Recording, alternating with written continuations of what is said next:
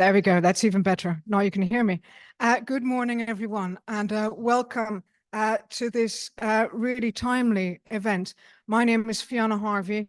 I'm environment editor at the Guardian newspaper, and this is my 17th COP. And it's shaping up to be quite a historic one. I think we can all agree. We're going to talk to you today with, we've got Sir Alok Sharma, who will be familiar to many of you as the president of COP26 a couple of years ago in Glasgow. And we've also got Oleksiy Ryabchin, who's the chief UNFCCC negotiator for Ukraine. So we're going to hear a bit about what's been achieved at the conference so far, but the challenges ahead also. And of course, how Ukraine, which has shown such an amazing example of fortitude in the world recently, how Ukraine can be a part of that. Today is also Youth Day, of course, so we need to recognize the importance of future generations, which is something that is often lost at these COPs. Right, so I'm going to turn to our wonderful speakers today, and I'm going to first of all, I'm going to ask about, well, what else? The geopolitical tensions that are surrounding us at the moment, which make this an even more difficult COP than it would be. So I'm going to ask you first, Alok. You were the chair of COP26. What are the changes in geopolitical circumstances today that have happened since Glasgow, and how will they affect the COP? Thanks. Great, thank you, Fiona, and it's great to be here, everyone. And hopefully I'm speaking loud enough to drown out the person next door, because that's very important. Look, I think the first thing to say is that, I mean, many of you will have been at a COP26, and you will remember that we were literally in the middle of COVID. The balance sheets, the finances of governments were stretched because of that. And we did have a worsening geopolitics, but nevertheless, we managed to get the Glasgow Climate Pact over the line. Now, I was the UK's negotiating minister in the G7 and the G20 for energy and climate for over a 3-year period. And we had some successes in 2020, 2021, but 2022 in Bali in the G20, that was not a success. And what we didn't manage to get a communique out between all the ministers. And you know, the key reason for that was Putin's illegal and brutal invasion of Ukraine. And quite rightly, many of us in the G20 were not prepared to be in a position where you know, we could not very clearly condemn what had happened. The G20 2023 as well, I think there was no communique coming out of the energy and climate tracks, but we did in the end get a communique from the G20 leaders. But it just goes to show that, you know, the geopolitics is definitely a lot more challenging now than it was 2 years ago, and that will, I suspect, have some impact on the discussions here. Nevertheless, what I hope leaders, ministers, negotiators are able to do is to rise above some of those tensions, some of those agreements, as they did in Glasgow and in Sharm el-Sheikh, and reach consensus agreement on you know, what I believe is the most challenging and pressing issue facing us in the coming years, decades, and beyond. And the reality is, of course, world leaders have to deal with the immediate issues. We have to deal with the you know, terrible aggression in Ukraine. We have to respond to what is going on in the Middle East. All of that has to be responded to. But as someone said to me recently, what you need to be able to do as a world leader is to chew gum and walk at the same time. And that's basically what needs to happen. We need to respond to all these crises. And I would say, you know, one of the biggest crises we face is the climate crisis. Brilliant. Thank you very much indeed. Now, Alex, please give us your view on what's happened to geopolitics. Thanks. Yeah, and first of all, I'm really pleased to have this kind of a debate with you both, like with Alok. And I feel myself like yesterday while preparing for this, as you know, it's like a very, very heavyweight debate. And I felt myself like Alexander Usyk, so Ukrainian contester for Tyson Fury. So I do hope that we will agree to not fight with each other, like, and everything will be okay. I see that, of course, like we have the war of Russia and Ukraine, and this is like for us, like the dominance, and this is why we are not talking only about the climate change, but we are doing like parliamentary diplomacy, like ministry diplomacy, you know, like high-level diplomacy, you know, to confront Russian aggression, and we are trying also to, I don't know, like to put some like very big issues like the military CO2, like who own them, you know, who will pay for them, because like the amount of CO2 that are additionally emitting the territory of Ukraine is equal to the Belgium like annually emission, and it costs around, like if you calculate I don't know, social cost of carbon or like emission trading system price, or I don't know, like shadow cost of carbon, it costs around like 10 billion a year. Who will pay for this? You know, is it in our books or not? So we're trying to raise this question, which are very inconvenient, and we are in a very inconvenient pavilion because a lot of people will willing to do business as usual, as well as a climate change negotiation. It's very inconvenient for a lot of people all over the world who are willing to do business as usual, like with the fossil fuels and with many others.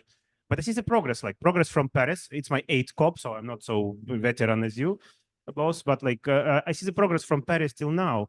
And not a lot of people understand the consequences and, you know, the convergence between like the decision has been made here at this COP with all of us together to the creation, I don't know, like with the Green Deal of European Union, which is one of the most ambitious, if not on planet, with the adoption of Inflation Reduction Act, with spending huge amount of money on climate, with many other net zero strategy, and is been all like created here and then streamlined to the national government. Secondly, we see how business is changing from like denial of this climate stuff, like we don't care, from them being scared and being trying to fight. And now we see how the businesses are trying to present themselves as a part of a solution, not a problem. And we see that the COP is being chaired by like very carbon intensive state like previously this year. And like we all happy to hear yesterday that like Armenia and Azerbaijan faced the agreement, and probably like tomorrow on the Eastern European group, we will able to reach a consensus. And like Azerbaijan might be the next COP hoster, so which is also a carbon intensive country. So we see all of this kind of a dynamics, and like we see the progress, even though we have this with this global change. And also for Ukraine. Like I remember like our first COPs in Paris, and like it was like our delegation was really tiny. It was led by, I don't know, like climate change, I don't know, like fanatics who were self-funded and funded a lot of people, just like the Ukraine to be presented here. And now we have a second year at Pavilion, and we are happy to host you as a distinguished guest here. So, and we are vocal, we're influencing, and like our business is present here. So like we are trying to be like super ambitious, even during the war and even before the war, not to trade the hot air, but to show the progress, to speak about the green recovery, and to show a real stuff. So yes, I see how we can make a progress even during the very hard time. Thank you. That's a very encouraging and inspiring message there. Thank you.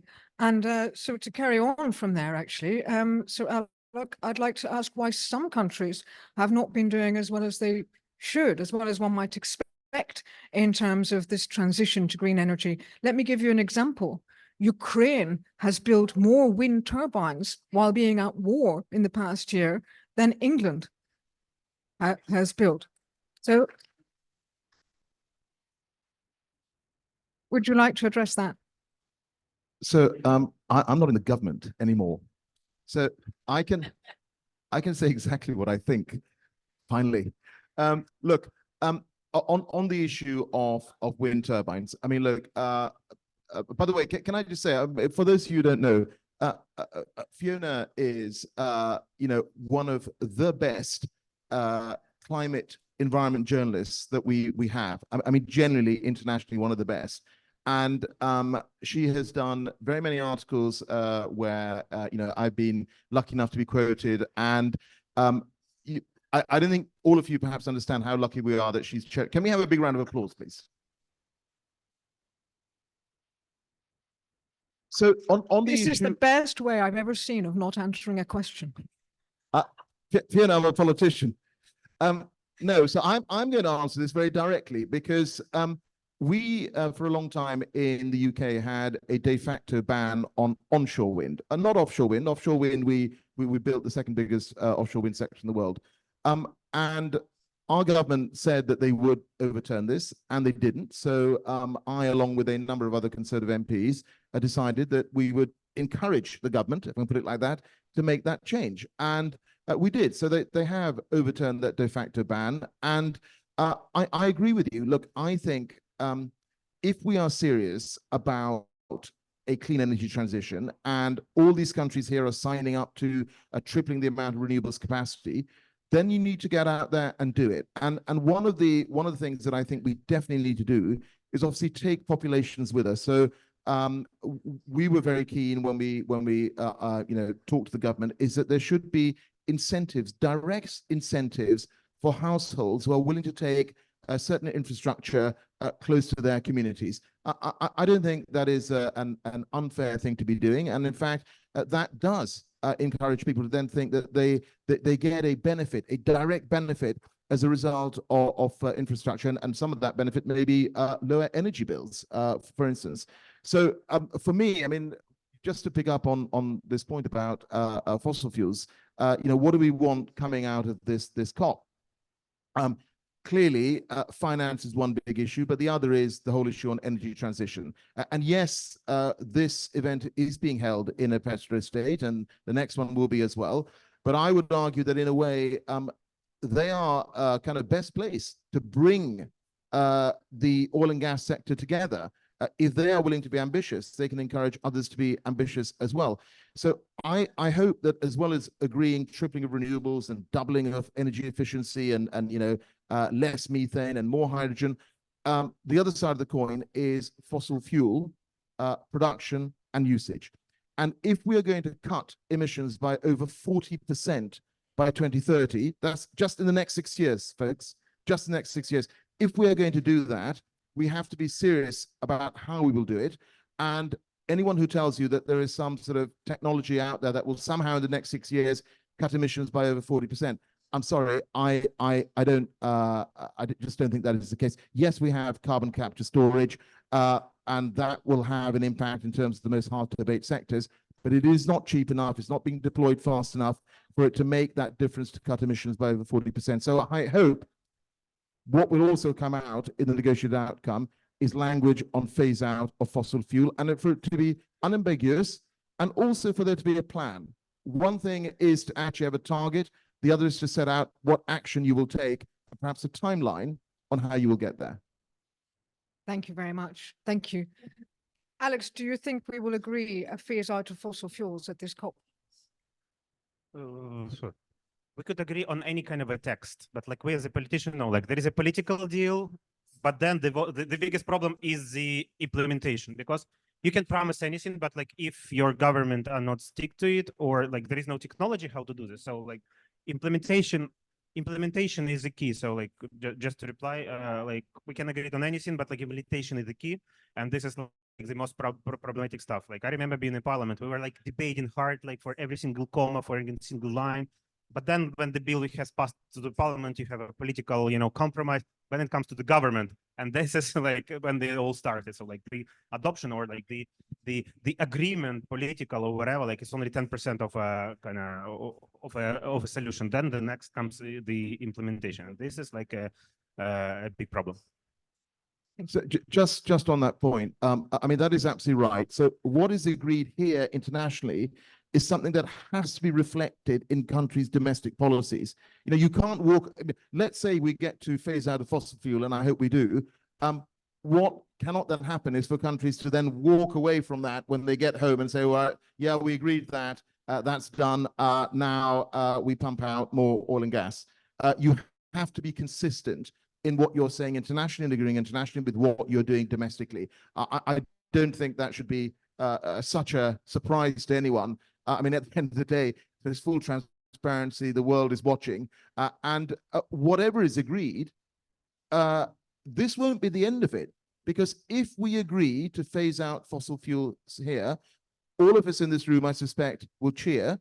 But that won't be the end of it, because we will then hold countries accountable if, almost 200 of them have signed up. We will hold them accountable for what it is that they've agreed to here in Dubai. Brilliant. Thank you very much. I think that's a really key point. one final question, if I may. Do you have time? I think you've got a few more minutes. The people outside this room, the people out in the real world, they sometimes look at COPs and say, well, what is all of this? This is just a load of hot air. This is just a lot of men in suits talking. Nothing ever happens. In the words of Greta Thunberg, it's blah, blah, blah. What is your message, particularly for the young people outside here, about what can be achieved at COPs? And are COPs really the way forward? Thanks. Well, I would say to young people, so like you have definitely a bright career in the future. So like if you're studying like something like sustainability, like innovation, climate change in, I don't know, in technician, as engineer, as a finance, as law, you will be definitely employed for the next 30 to 40 years. So like it's a great time to start your career. And I would say like in Ukraine, like this is like one of the like biggest problem, like the people who will implement all this kind of stuff. I'm really happy that like every single week I like also I'm a scientist and I was downgraded to politician from a science basic. Yeah, same. Yeah. Oh, yeah. So I've been reached by like huge amount of young people like studying in Ukraine and abroad in Oxford University and many other places, saying like I would like to do this. Like, can you recommend me? Like, can you advise me? Can you supervise my master's thesis? And like I understand like the young generation is like completely different. They already feel the situation differently. I see with all my kids that like how dare I not to switch off the light, you know, like you're propaganda of climate change and you're not switching the light. So they are like torturing you with this because they feel the different situation. So this will be the like one of the like greatest problem, and neither artificial intelligence nor any other computer scientist could substitute people dedicated, you know, who are able to do this. And like the second problem that I would like to say, like it's about, for example, in Ukraine, like we have top-down approach for the climate change. This is like about the leadership of the country, leadership who knows, but like we don't have bottom up because of the war, because of many other people. So the climate change is not in our politics.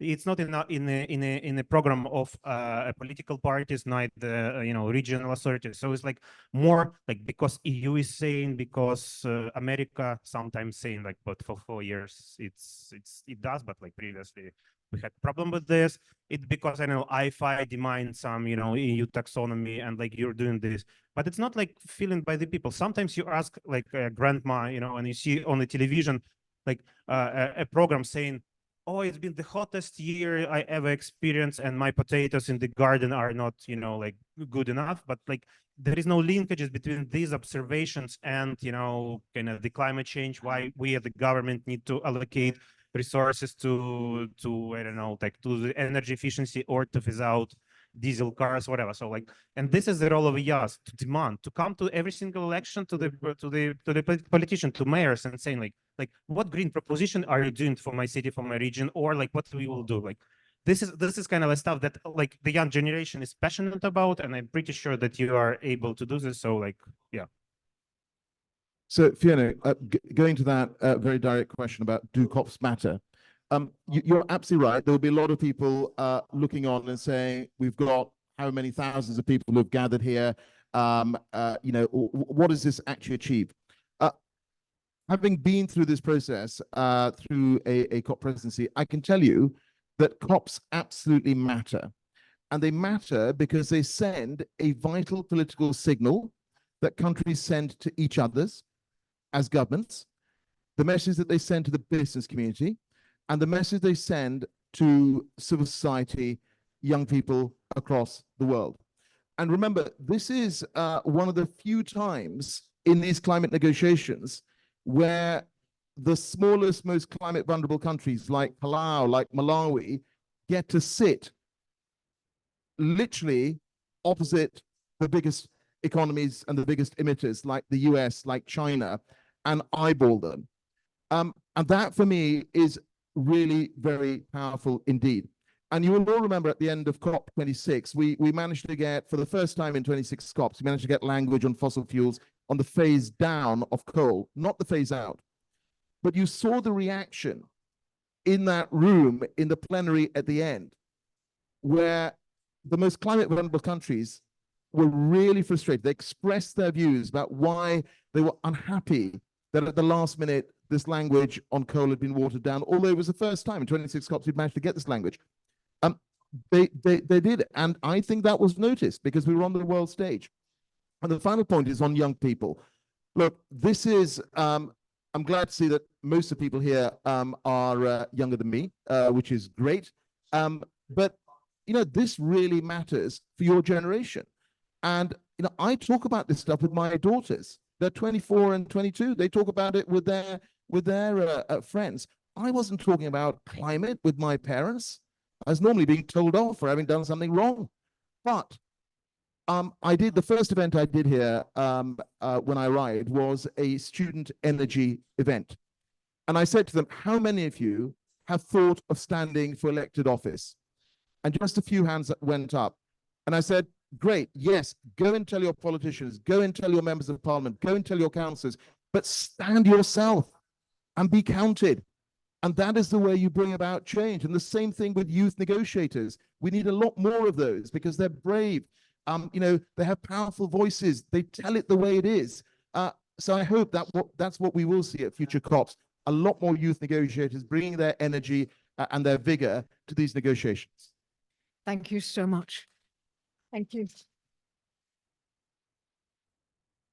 Thank you very much to both of you. That was inspiring. It was wonderful. And I think you've both got to run off now to do various other important things. Thank you so much, both of you, for sparing us the time this morning from these negotiations. And let's hope that we get a lot more progress. Thank you both. Thank you. Right. Well, we're going to move on to the second part of our program here this morning. Where we've just talked about some of the challenges, the geopolitical situation, the progress of negotiations, and got some really fantastic insights there into what it's like inside these talks. Now, we're going to talk about solutions. So I'd like to invite our panelists up to come and sit beside me. We've got Miles Allen, who's Professor of Geosystem Science and Director of Oxford Net Zero from the University of Oxford in England. We've got Victoria Ball from Fridays for Future. We've got Christoph van Acht Ross, Director of Energy Dialogue at the International Energy Forum. And we've got Yevgenia Kopitsia, whose name I'm probably mangling, apologies, academic visitor at the Faculty of Law at the University of Oxford, also Associate Professor at Yaroslav Mudry National University of Law in Ukraine. So thank you very much to all of our panelists this morning. Yeah, we've just heard some inspiring stuff there. So we're going to talk to you about really, you know, how we move forward from there. So I'm going to begin by asking about science. Now, we've had some interesting discussions about the science of net zero at this COP so far.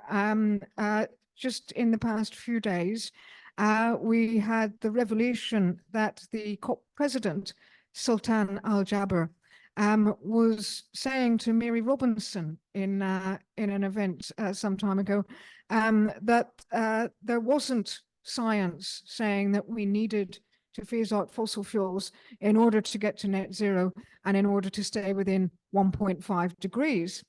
So Miles Allen is one of the most prominent climate scientists in the world. He's been doing this for even longer than me. He was old when I first interviewed him 20 years ago. That was brutal. And, I should say he was august and experienced at that point. So I'd like to ask you, first of all, Miles, tell us about the science behind net zero and address this question of whether we do need a phase out of fossil fuels in order to stay within 1.5. Thank you, Fiona. Well, thank you for bringing that up straight away. Can I just, before I start, I'm not doing a politician here, but I just wanted to get a shout out to Evgenia for putting this event together, and just to say how honored we are in the University of Oxford to be hosting so many Ukrainian researchers at risk and supporting Ukrainian academia. during this time of aggression. So well done for putting this event together, Eugenia. And now I will answer the question. So I agree with the COP28 president, dangerous way to start a question, to start an answer, that eventually we will stop using fossil fuels. He said that in your article as well, that one day we will stop using fossil fuels. I also emphasize to people that if we'd started trying to get fossil fuels out of the system entirely, when we first discovered the cumulative impact of carbon dioxide emissions on global climate back in the late 2000s, we might have by the way, the goal was 2 degrees, not 1.5 degrees. We might have had time to meet our climate goals by eliminating fossil fuels altogether. But it's too late. If we want to stay close to 1.5 degrees, we need to both reduce the rate at which we produce carbon dioxide from burning fossil fuels, and we need to aggressively scale up our ability to dispose of the carbon dioxide we still generate from use of fossil fuels, so that eventually we achieve this geological balance between what we're taking out of the Earth's crust and what we're putting back in. And this is what Sultan Al Jaber calls phasing out fossil fuel emissions, not phasing out fossil fuels. And in that, he's right. We don't have time to phase out the use of fossil fuels entirely. So we have to focus on phasing out fossil fuel emissions, which means both reducing the rate at which we produce CO2 and phasing up technologies like carbon capture and storage, like carbon dioxide removal, which allow us to compensate for the amount of carbon dioxide we still inevitably will generate by the time we need to get to net zero.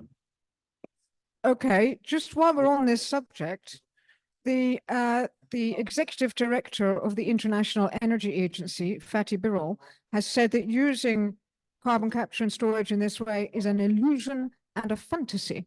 So what do you say to that? No, I think what he specifically said, and we had a report on this coming out from Oxford just earlier this week, which made the point, using carbon capture to continue with business as usual use of fossil fuels is a fantasy. We physically cannot put back into the Earth's crust 40 billion tons of carbon dioxide per year.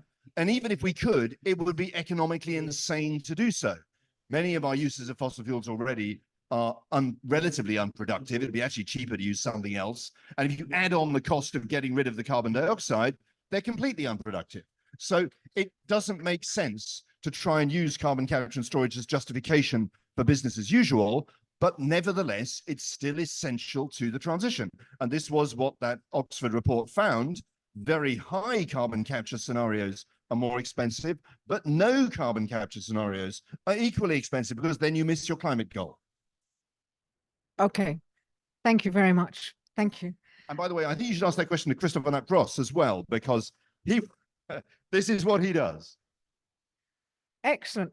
I will. I'm going to come down the row here and ask all of you. Victoria, well, what does your generation think of this? Hello. So yes, I guess carbon capture and storage has been a very contentious issue for many countries, and I'm part of the Global Climate and Health Alliance, so representing the health community of over, well, I guess millions of health workers around the world. And as far as the health community is concerned, carbon capture and storage will not, while it may reduce emissions, right, it will not improve our health or our well-being, because it does not reduce air pollution.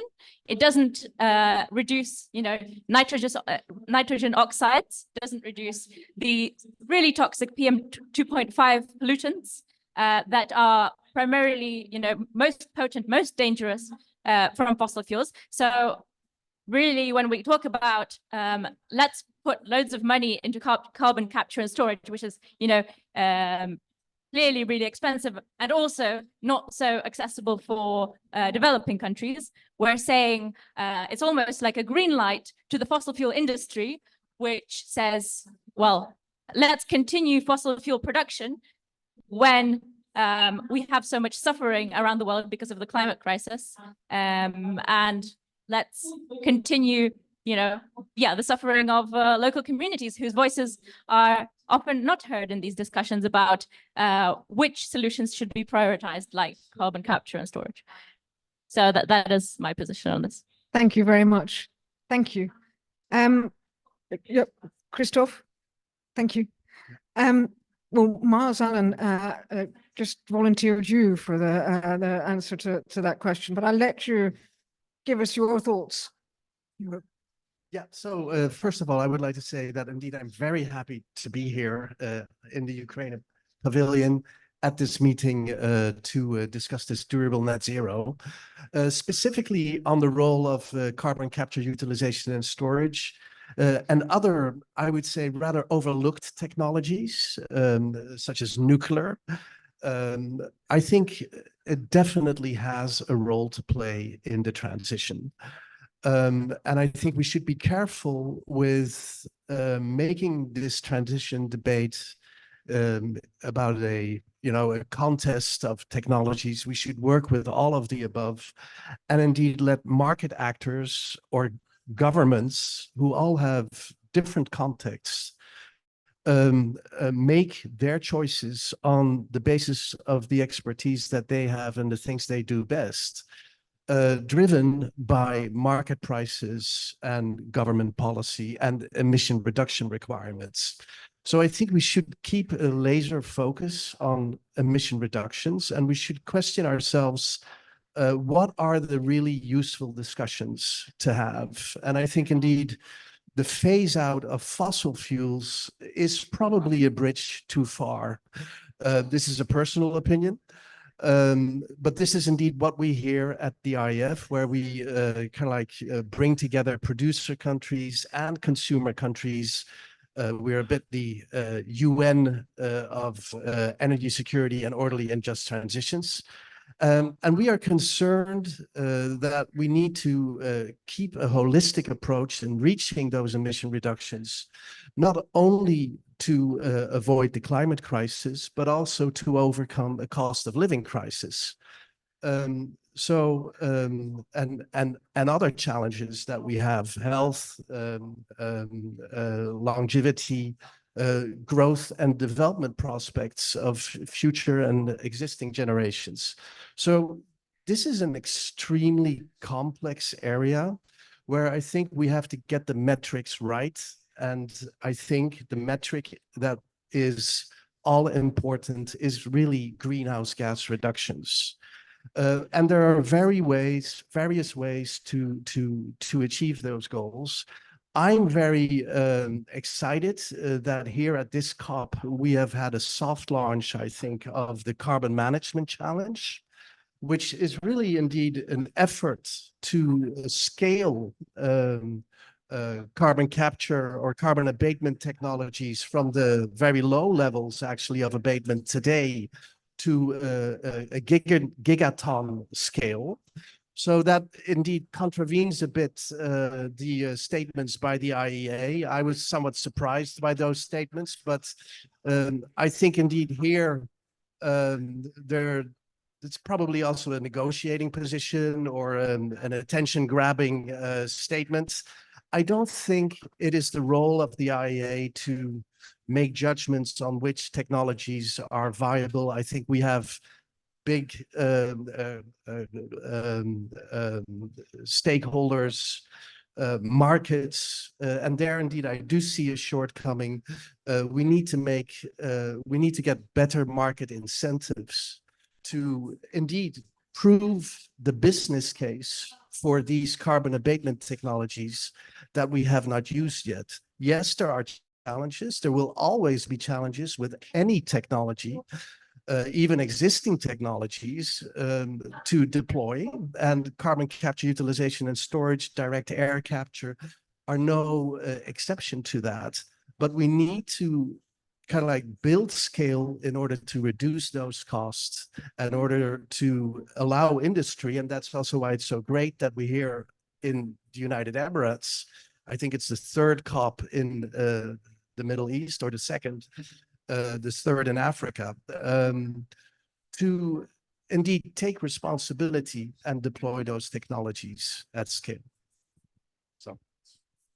Thank you very much. Yeah, be good if someone took responsibility. Right, view from Ukraine, please. Yes, I am. And that is the point that actually I wanted to address. I was very much into the topic of carbon and capture technologies with the help of the Oxford Net Zero. And I was fascinated that there is in the world the technologies that can solve it all, right? It's so easy. Just let's do it. But as I am from Ukraine, I have the multiple crises, multiple identity crisis, and multiple crises of understanding where we're all going and where are we going. Because you know what? On the 24th of February, I woke up and I had to pack my whole life in a suitcase. And you know, because of what? Also because of the climate change denial. Also about the denial that we are over-reliant on some technologies that we are not very much aware of. We are over-reliant on the fossil fuels, right? But that's so many talks about that. And if we are over-reliant on something, it would cause the crisis. And this is when we need to bring up here the acknowledgement of interconnection between that the countries are making decisions, huge actors, big technological, like inventors of the new technologies. They're making decisions for the whole world. They are identifying what is peace and what is justice. And I'm here as a Ukrainian. I would call for, please, all the scientists from all over the world, please do something with this great moral debate, peace versus justice. And this is about the energy transition that should be just with the help of the best available technologies, and carbon capture technologies are here for us to help. Thanks. Thank you. Thank you very much. Thank you. Yeah, Mars would like to respond to that. So, And I just want to say that, I mean, Fiona and I have disagreed for years about carbon capture, and the Russian invasion of Ukraine, with respect, did more damage to my confidence in the idea of fully abated fossil fuels, and maybe we'll come on to what that needs to mean, than many conversations with Fiona, because it does show that dependence on fossil fuels, as well as having these health impacts on indigenous communities and so on, where they come from, it has geopolitical consequences. And it's providing us with a very stark illustration of why we need to get off dependence on imported energy as far as and as fast as possible, well beyond the climate implications, which is why I was keen to have this conversation, because there's, you know, our dependence on fossil fuels is clearly doing other things as well as affecting the climate. Inevitably, there's a but in that the other side to that is that one of the dangers of a rapid phase out, some rapid phase out scenarios might be to leave us in a situation where all of our remaining fossil fuels come from a very small number of suppliers. And that is potentially a less stable world. So I personally think, for example, the UK missed a massive opportunity when we had a big row earlier this year about new fossil fuel licenses in the North Sea. And some of us are saying, look, everybody was saying either no licenses or 100% just go ahead, drill, baby, drill, was the sort of two positions. A very small number of us were saying, why don't make those licenses conditional on getting rid of the carbon dioxide and then see if the industry is interested. And so I think we need to start thinking in those terms. If we're going to maintain diversity of fossil fuel supply over the next 25 years, we need to think about the conditions we have to attach to new licenses. I'd love the Guardian to start asking that question. thank you. Thanks very much. Victoria, I'm going to move on to you now. We're holding this COP obviously in a major oil producing country, and there are lots of fossil fuel lobbyists here as Yes. well. We found out. What do you think of that?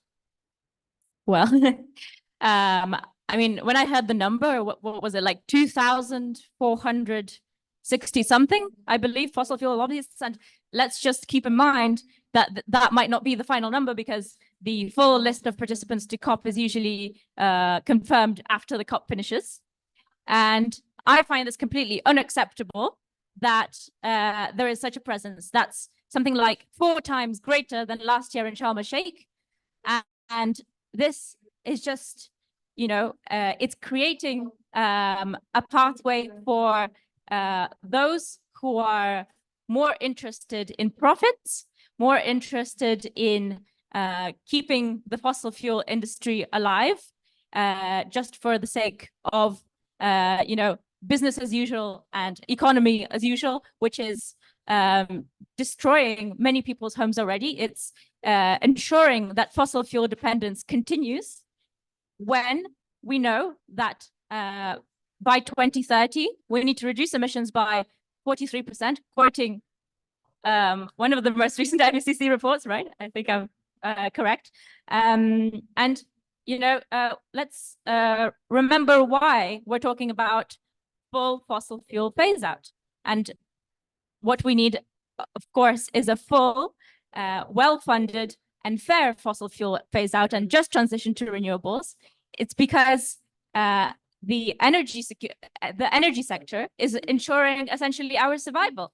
And what kind of survival is it when our people are suffering because of this fossil fuel dependence? I also come from Ukraine, as you might be able to tell by my shirt, and this has led to the displacement of my family. My cousin has had to fight in a war that was never meant to happen, because we didn't ensure that a fossil fuel phase out happened rapidly enough. And essentially, these fossil fuel lobbyists are there. You know, we have heard from The Guardian, I believe, that behind closed doors, even the presidency was interested in making oil deals at this COP, which is, I find, completely outrageous. Recently, Vladimir Putin arrived in the UAE to hold talks with this country, who is hosting a climate conference, which is, you know, preposterous. And they're also talking about oil deals.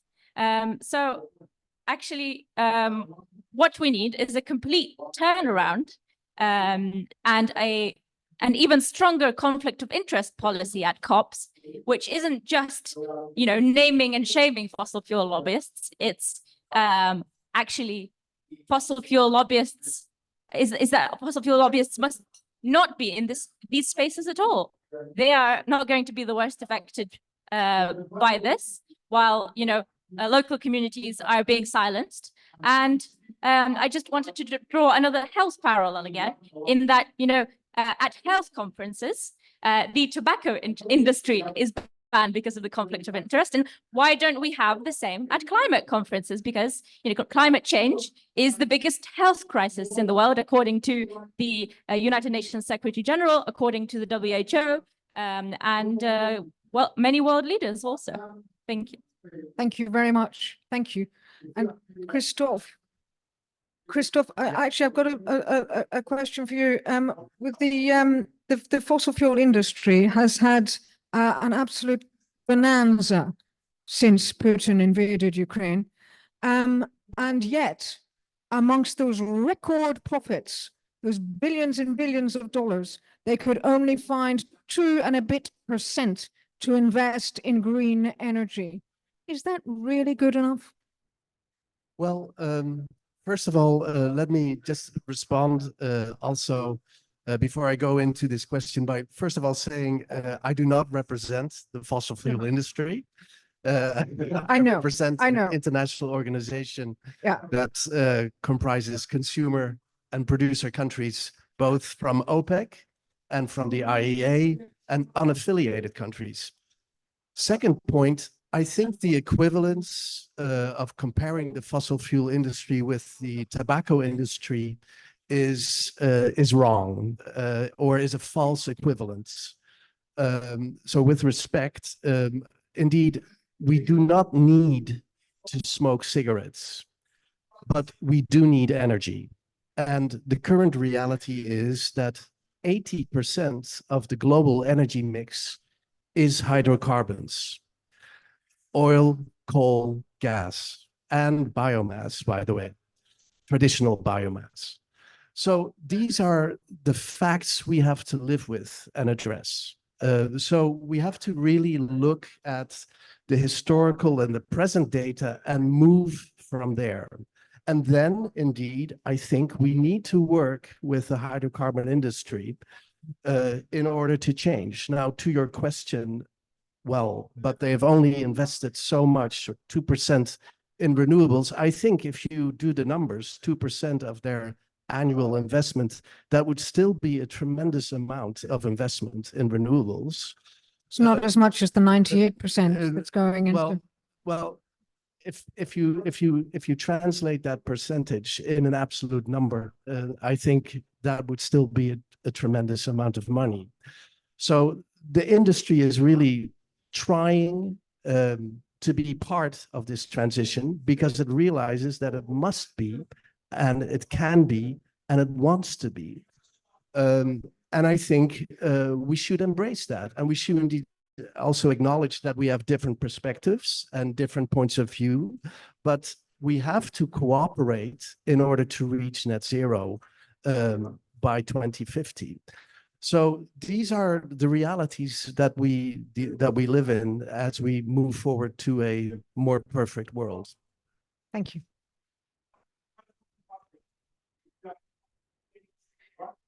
Evgeny, a just transition, what does a just transition look like? That's a good question. That's a really good question to ask. Maybe each of us here, because I can be drawing on from my academia perspective, right? So I have been teaching environmental and climate law for quite a while, and mostly in Ukraine, but as well in some other like European countries. And you know what we really missed? We missed British scientists calculating what the just transition is. We really need the clear and understandable definition of what is the just transition. Because for me, as a Ukrainian national, just transition means that the countries that are at war can ensure swift and green post-war recovery. They should have had a hope that once the war finishes, like this all can ensure that these countries and the economic revival is there to be. As somebody who has to address the point of the just transition so that minorities in the countries that they are not suffering from the shift in dependencies, right? So once we are phasing out fossil fuels, we would phase into something else, right? So everybody is telling that let's phase out fossil fuels, but what are we going to phase in? Really, what are we going to phase in? Would we create the other dependencies on the regions where the critical material there will be? And would we create a little bit other unjust world? So is it the green just transition or it's only green transition? So what is just transition? We really need British scientists to calculate it. Thank you. Thank you very much. Yeah, go ahead. So I would really like to, I guess, add to Evgenia's answer and in some way respond to something that Christoph was saying. You know, a just transition for young generations and I'm 23, thankfully still young, so I can call myself as someone talking from the perspective of the youth.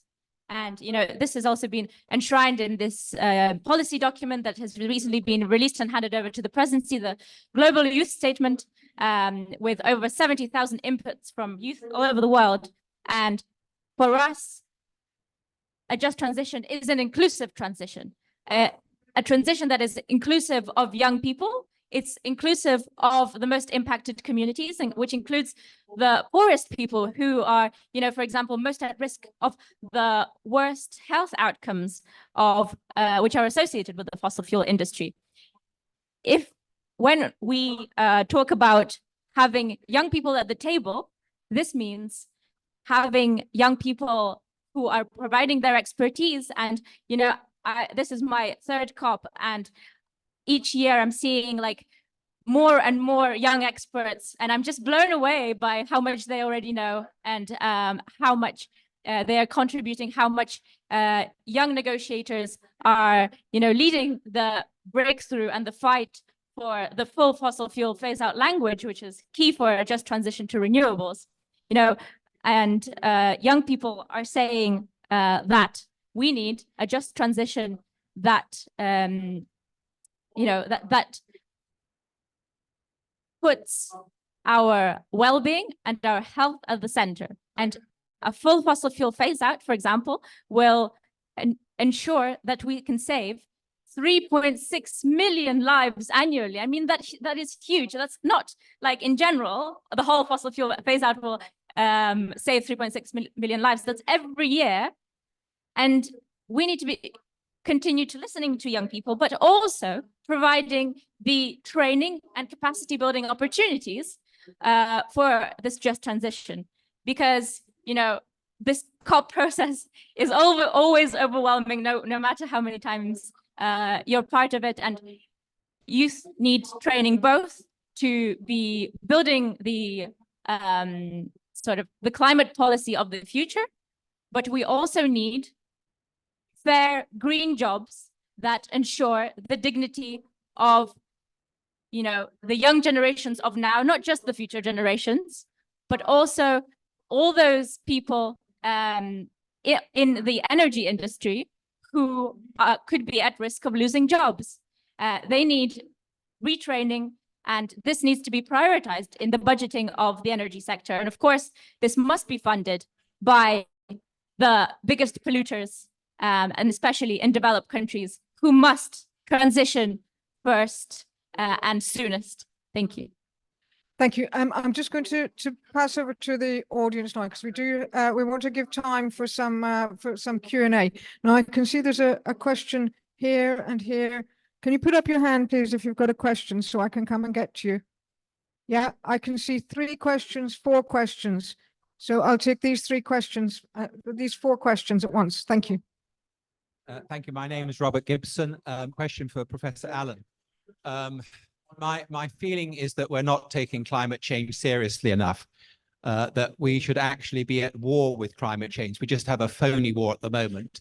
And I tend to blame the climate scientists for this, in that they are not giving us a sufficiently clear warming.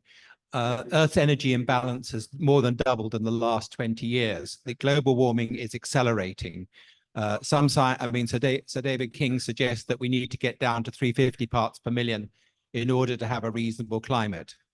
So we need to do big things in terms of reducing emissions. We need massive carbon dioxide removal, and we probably also need solar radiation management. And all of that is going to lead to some tough decisions, and we need to accept a much lower standard of living while we pay for the war on climate. Lovely. Thank you very much. By the way, I should just say you're very welcome to make an intervention and a statement briefly, rather than ask a question. And I'm going to take that as a statement. Thank you very much. Go here, and then I can see there's one behind, and then 2 more. Yeah. Yeah. Hello. Like, very quick question also to Professor Allen. Like, what I see that like about net zero. So like I see there is a government pathway, which like NDCs and SCP and like other like governmental pledge, and how the government is trying to collect information. And I see a business pathway with the ESG scope 1, scope 2, like with, you know, like some pledges. And I like in Ukraine, and then like whether you said like in other like nations, I don't see the conversion between them. So the business is doing something of their own, like their figure, then the government doing something with their own.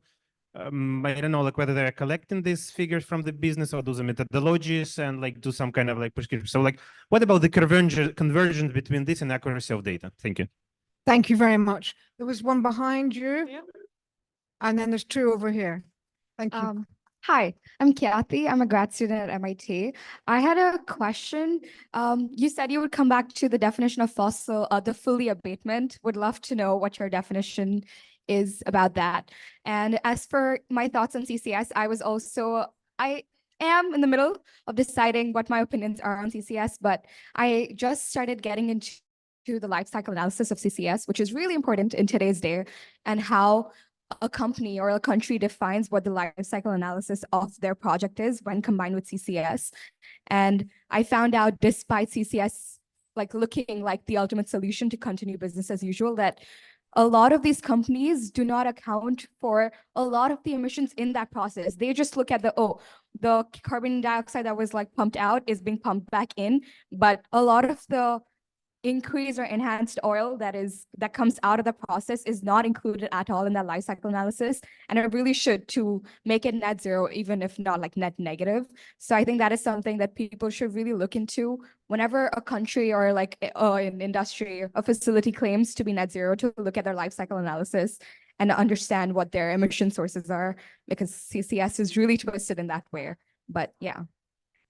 Okay, thank you very much. We've got two more over here, and then I'll put these all to our panelists together.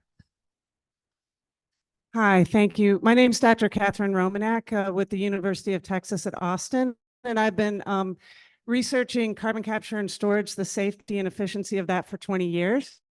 And I just want to make a couple points just for clarity. There's no doubt that fossil fuels have health impacts, but in fact, carbon capture and storage actually does clean the pollution from fossil fuel facilities, because you have to scrub out the other gases and particulates first before you can capture the CO2. So let's be careful about the things that we say. So in fact, it does clean the air. The second thing is that about communities, carbon capture and storage is all underground. Okay, so it's actually not displacing communities, but I spoke to a woman from the Philippines yesterday who said that her indigenous communities are being displaced by solar parks and also by mining for Tesla's critical minerals. So I think what we also have to realize is that there's a plus and a minus to all of this. There's pros and cons to all of this. Renewables have pros and cons, carbon capture and storage have pros and cons. So we have to realize that we're going to have to make concessions somewhere to get where we want to go. And then the last thing quickly that I want to say is that in the just transition, CCS actually helps that, because right now I'm involved in just that. I am training oil and gas professionals who absolutely see that their jobs are going to be coming to an end. I am training them because their skills are directly applicable to carbon capture and storage. So now they're moving into actually cleaning up the emissions from fossil fuels. The last point is I'm also working with Trinidad and Tobago, Timor-Leste, and other developing countries because they do want to use carbon capture and storage. Thank you. Thank you very much. Thank you for that. And we've got a last intervention here. Hello, my name is Bernard. I'm from Mexico, and I would like to make a statement. I think that the transition is very important because also the electric vehicles are cheaper. For instance, in Mexico, we have the experience that in the war, all prices they get very expensive, more than the States. So it was more expensive oil in Mexico than in the States. So they make that transition in the public sector. For instance, you can take a tram or you can take a bus, or well, you can take the metro, and you're going to pay 1 dirham for a trip. So this is very cheap. It's a just transition. And also, I think that in the sector of automobiles is the same. People look at the prices of the oil, and they start to look at the electric cars. Now in Mexico we have BMW electric producer in San Luis Potosí. We have Tesla in Nuevo León, and I think that is pretty good. So people nowadays, they use the public transportation that are electric cars. They are like buses of Volvo or BYD, And then in the weekend, they can use their cars, but they are looking at the transition because it's fair and it's just. So I'm in your side. That's what I have to say. Thank you very, very much for that perspective. Got one final point here. Thank you, ma'am. Alex Cornell-DeHue with elected officials to protect America and elected officials to protect the earth on the international side. And we work with lawmakers across the US. And I just wanted to make one small point after I've spent many time in the Marine Corps all over the Middle East and combat zones and other places. And it's actually a really good comparison to compare the fossil fuels to the tobacco industry, because for many years, people didn't have a choice. The air was polluted around them. Legislation and policy made it so that we did have a choice. The difference is with fossil fuels, the deadliness is on a much more global scale. And sadly, we've seen it. Majority of the OPEC countries and OPEC Plus are autocratic nations. So one of the best ways we can do to reduce our dependence on autocratic nations is by reducing our dependency on a single source of energy. And we talked a little bit about this here, but Putin would not have the resources he has right now if we weren't so dependent. And the amazing thing is the fossil fuels are an outdated technology that did serve a purpose, right? But now we have amazing new technology that Ukraine is championing by building wind turbines in a combat zone, and solar panels are distributed. So you can repair them in 2 days after they get hit. And that's why we're working on an energy security Marshall Plan for Ukraine to get the support in the UK, US, Canada, and others, and get the financing you need to make that happen. So thank you. Excellent. Thank you. Thank you very much. I'm going to let our panelists answer those very concisely and make their final points. I'm going to start with Mars. I'm going to work my way down. We'll give our final word to Jenny there. So lots of questions pulled together on this notion of just transition. It's absolutely not the job of an Oxford scientist to define a just transition. What we can do is bring young people to Oxford and tell them what net zero needs to mean to stop global warming. We have some great courses. All young people here, check out the university's website. And on some measures, we are one of the best universities in the world. We'd love to welcome you all here. Shameless plug over. On the question of speaking personally, I want to really put on record, I want to see justice for the fossil fuel industry. Picking up on Catherine's point, that means justice for the people who work in it, but it also means justice for the people making a very large amount of money selling a product that's inflicting harm on even more people.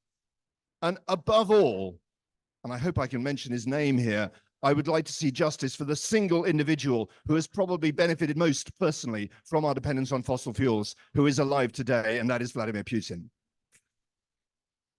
Thank you. I think we'd all like to see justice in that case. Yeah, Victoria. Thank you. I wanted to really comment on a couple of things.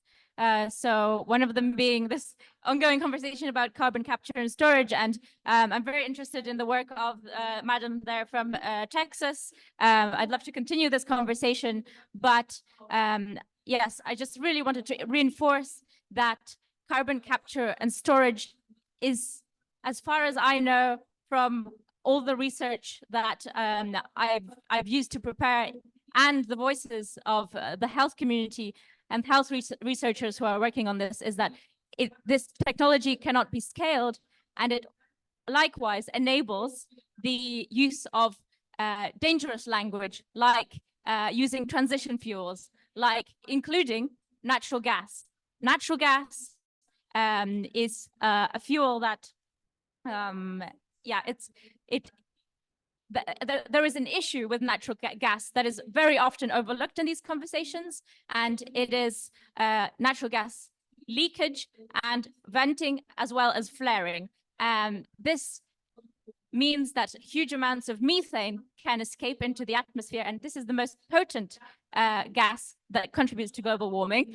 And in addition, this causes very dangerous rises in tropospheric ozone, which creates over 1 million of preventable premature deaths. You know, we can only prevent those deaths by a full fossil fuel phase out and keeping fossil fuels in the ground so that we do not focus on these expensive, dangerous solutions when we have the cheapest investment that we can make into our well-being and our economies and, you know, our productivity, which is renewable energy. And if you want to continue listening to youth voices, please do come to our event also at the Ukraine Pavilion today at 4, where we will be presenting the regional youth statement for Eastern Europe, which summarizes the most current demands from a conference that we organized in Warsaw. These are voices of youth from over 13 countries, and we look forward to seeing you there. Thank you. Thank you. So very quickly, famous last words in this session, I guess, from my side. I just want to also, in response to the many questions and perspectives, say a few things about what I think will govern these just and orderly transitions. And I think one of the key points is really that we have to acknowledge the inviolability of energy infrastructure, critical energy infrastructure. Certainly that's a pertinent point here today in the Ukrainian pavilion. But also we have to work with the existing energy systems and move forward from there. We can have discussions about what the future should look like, but we need to make factual determinations based on data. And that gets me to the life cycle question. Contrary to what you might think, I'm also not the advocate for carbon capture, utilization, and storage, but the IEF did see indeed a window or a lack of focus on this specific technology a few years back, and we've made more engagement on that. We're not saying that this is the perfect technology, but we need to move in this area, and we need to indeed get better at carbon capture, utilization, and storage if you want to make these emission reductions for real. So again, historical data and data in itself is really, there's a big paucity of data. There are many problems with comparability of data. And indeed, we need to have better data so that we can all agree on the facts rather than the model projections. So there is certainly a role for carbon capture, utilization, and storage. We live in a world in which we stand on the shoulders of the hydrocarbon industry. You may not like this, but again, I repeat, it is a false equivalence to compare it with tobacco. Let's work together. Let's acknowledge that we have different opinions and that we have different perspectives, but indeed we need to work together. And by the way, we can have different opinions and perspectives and they can coexist, you know, but we all need to be working in that We same may not direction. be able to all have different perspectives and coexist in a world less than 1.5 degrees above pre-industrial levels, though. Okay. Let's leave it there, but Thank you. Thank you. Yeah. I have so many comments in my mind, but let's maybe, okay, I would take this thought out of my head. I'm not aware, like, how have you been deeply acknowledged of the fact what is CCUS and carbon like capture technologies before? I'm not sure that every single person in this room actually is that much like understanding what is the science behind that. And on that amazing event, which I attended, like that was kindly organized by you and headed, thank you so much. For me, it was an eye-opening information that carbon capture technologies are there for so many years, that it has been not the new technology, and that, but you know what? I did not know about that. And I have been into the sphere of the climate law and like climate transition, talking about all of these things for, well, not less than 10 years. I didn't know about that. So to come up with the main message out of all of our today's discussion, it's not only about the acknowledgement And it's not only about like people talking, it's about education. It's about the future generations that have to be educated properly. But not only, it's about all of us that have to keep up with the updates of the science. And this is where really we need to understand that we can't wait for the future. It is now. It is now. Now we have to be better. Now we have to understand what is there in the world, what are the best available technologies. We have to educate ourselves. And then we will be able to educate the future generations. And then we will be able to identify what the just transition is. So we all have to be the part of the change. This is the most important. And this is where the knowledge is the power. Thank you. Thank you. Thank you. Miles would like to make one final point. No, Thank you. it's just I didn't answer a very, very good question, which was about false definitions of abatement. And since this is so topical this week, I'd like us all to go away thinking about it. I don't know, as a climate scientist, what unabated fossil fuels means. I do know what fully abated fossil fuels means. That means 1 ton of carbon dioxide permanently disposed of back in the Earth's crust for every ton generated by any future use of fossil fuels.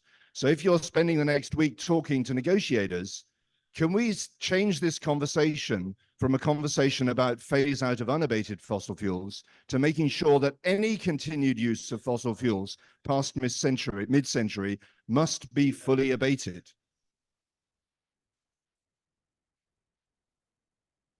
Okay. Well, thank you very much indeed for that final intervention there, Miles. And thank you to all of our panelists. You've been brilliant. We've got a lot of different perspectives there and a lot for our audience to chew on. I'd like to say thank you very much to Ukraine and the Ukrainian Pavilion here for having us for this fantastic debate this morning. It's incredibly important. As you know, it's Youth Day today, so I hope that you're all attending plenty of other events where we're talking about the next generation, not the messes that this one has got us into. And also, I'd just like to say thank you to all of our audience, to our previous speakers, Alex and Alok, and to all of you for coming along and making this brilliant. Thank you very much. Thank you. And of course, we have a massive thank you to Fiona for your brilliant sharing and being a superstar. Thank you, Fiona.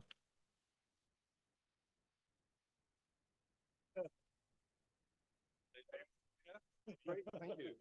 Excellent.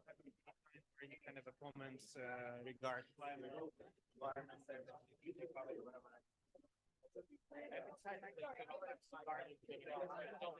it was I always joke that I was not getting to journals from scientists and from journals to members of parliament. So I used to work for the during the contact. I'm originally from Mariupol.